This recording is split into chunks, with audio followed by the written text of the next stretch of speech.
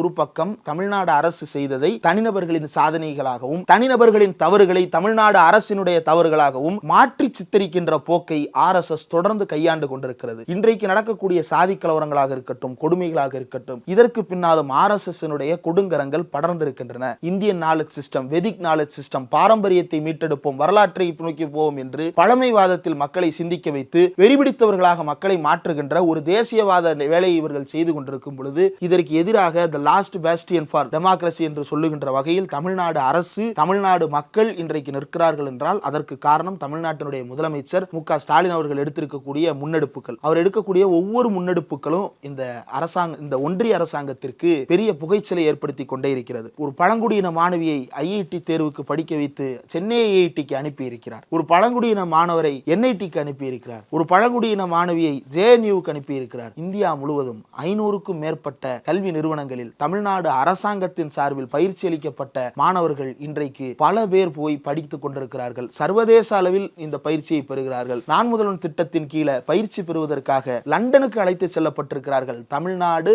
அரசு பொறியியல் கல்லூரியில், இதற்கு முன்பு அரசு பள்ளியில் படித்து வந்த மாணவர்கள். இப்படி ஒவ்வொரு திட்டமும் பாஜக எது நடக்கக்கூடாது என்று நினைக்கிறதோ, உலக அறிவு இருக்கக்கூடாது என்று நினைக்கிறது, பள்ளி கல்வித்துறை அமைச்சர் அவரே கைபிடித்து உலக அளவிற்கு கூட்டிட்டு போகிறார். பல்கலைக்கழகங்கள் முடித்துவிட்டு வேலை இல்லாமல் மாடு மேய்க்க வேண்டும் என்றும் அவர்கள் குலக்கல்வியை செய்ய வேண்டும் என்றும் ஒன்றிய அரசு விரும்புகிறது. ஆனால் நம்முடைய தொழில்துறை அமைச்சர் TRB ராஜா அவர்கள் உலக அளவில் இருக்கக்கூடிய பல்வேறு முதலீடுகளை தமிழ்நாட்டிற்கு கொண்டு வந்து சேர்த்துக் கொண்டிருக்கிறார். உலக அளவில் சென்று ஆய்வுகளை மேற்கொள்ளுகிறார். தமிழர்கள் எப்படி இவ்வளவு காலம் சுயமரியாதையோடு வாழ்ந்தோமோ இன்னும் அதிக கண்ணியத்தோடு, இன்னும் அதிக மதிப்போடு நாம் வாழ்வதற்கு தேவையான எல்லா முதலீடுகளையும், எல்லா முக்கியமான அடிப்படைகளையும், கட்டமைப்புகளையும் உருவாக்குகின்ற வேலையை செய்து கொண்டிருக்கிறார்கள். இதே போலதான் ஒவ்வொரு துறையிலும் வெவ்வேறு திட்டங்கள் தமிழர்களுடைய சுயமரியாதையை காப்பதற்காக, கண்ணியமான வாழ்வை காப்பதற்காக இன்றைக்கு உருவாக்கப்பட்டு கொண்டிருக்கிறது.